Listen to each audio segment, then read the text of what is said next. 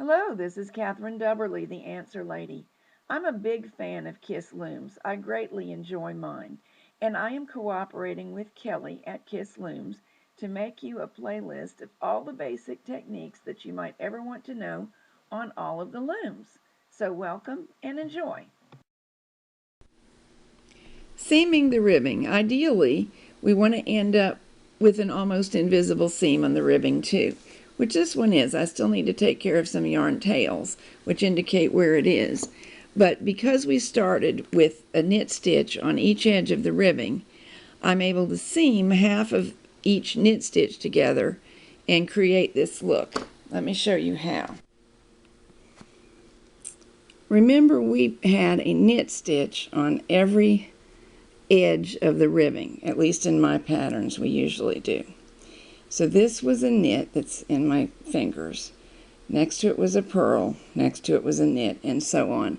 The same is true on this edge. I like to work from the inside, so these would normally appear as purl stitches. There's the last of the inside knits, which was really our exterior purl. But our knit stitch tends to run right along the edge of the fabric, making this chain up the edge.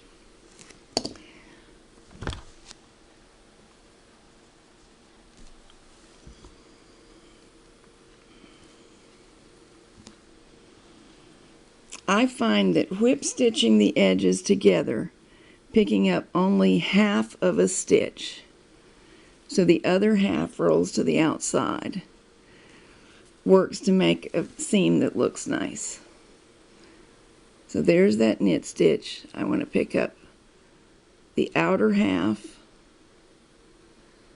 of each one like that.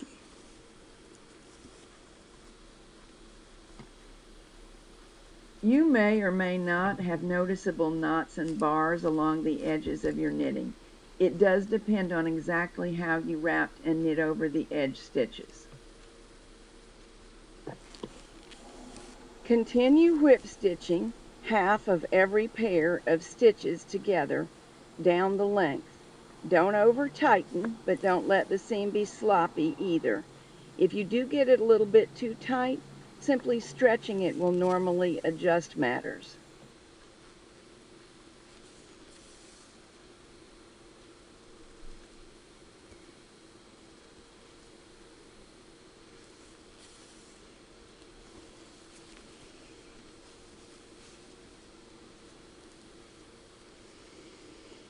The inside looks okay.